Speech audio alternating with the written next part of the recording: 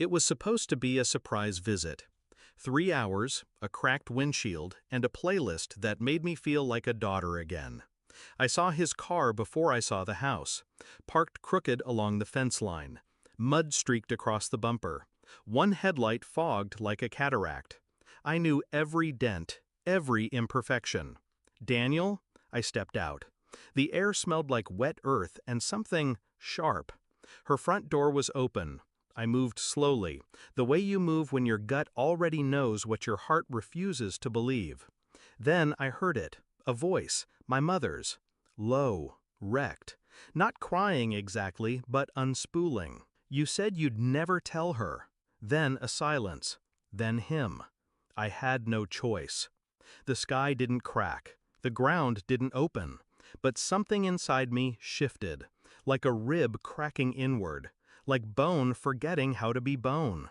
I didn't go inside, not yet. I stepped backward, down from the porch and around the side of the house, stood beneath the kitchen window like I had when I was 13, listening to her argue with my father through cigarette smoke and glass. My mother wept like someone trying not to, and Daniel, his voice was soft, familiar, laced with cowardice pretending to be empathy. I didn't know how else to tell her. Tell me what? I didn't move, didn't speak, just watched the curtain flutter like a heartbeat. They didn't see me. They never saw me, not really, not for who I was, just for what I represented, the good daughter, the perfect partner, a mask that fit too well. But now I saw the cracks, in them, in myself. I left before they knew I'd come.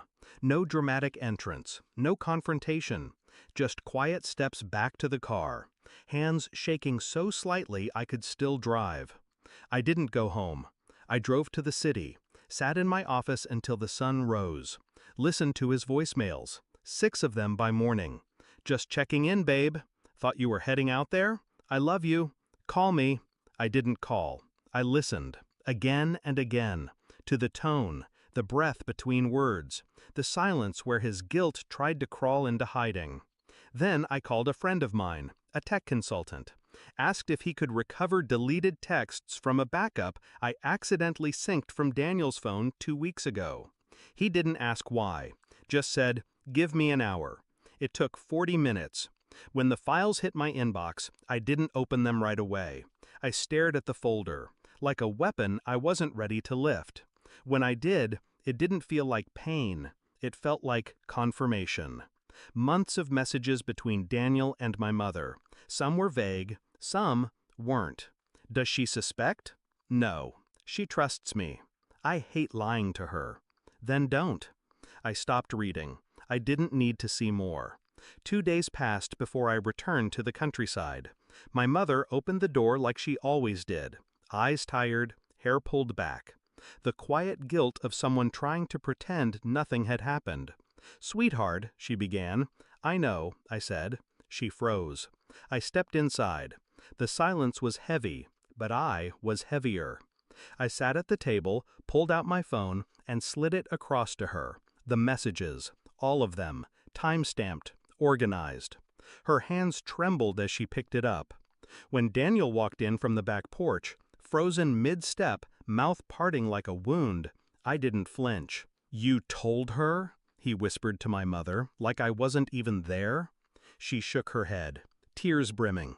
"No," I said coldly, "you did. You just didn't know when." Daniel moved toward me. "Listen," I held up a hand. "I'm not here to argue, or cry, or scream. I came for the truth, and now I have it." I stood, calm, controlled, my voice the sound of ice cracking beneath weight. "I know about the affair. I know it started before the engagement. I know it didn't stop. They didn't speak. They couldn't. You chose her, my mother." Daniel shook his head like a reflex. "It wasn't like that. It never is. Until it is." I stepped toward him, slowly. "You looked me in the eye, slipped a ring on my finger, and promised forever, all while burying your shame between the bones of the woman who gave me life." I turned to her. "And you You watched me fall in love with him. You watched me build a future on rotting ground and said nothing."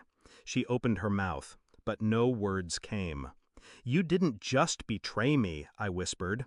"You rewrote me, and expected I'd never read the draft?" I pulled the ring from my finger, laid it on the table, and left. The wind felt different when I stepped outside. Not colder, clearer, like it had been waiting.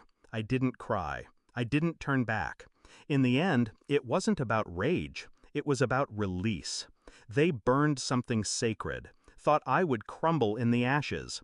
But I was never theirs to ruin. I was the silence that came after. The breath held too long, and the version of me that walked away was no longer breakable.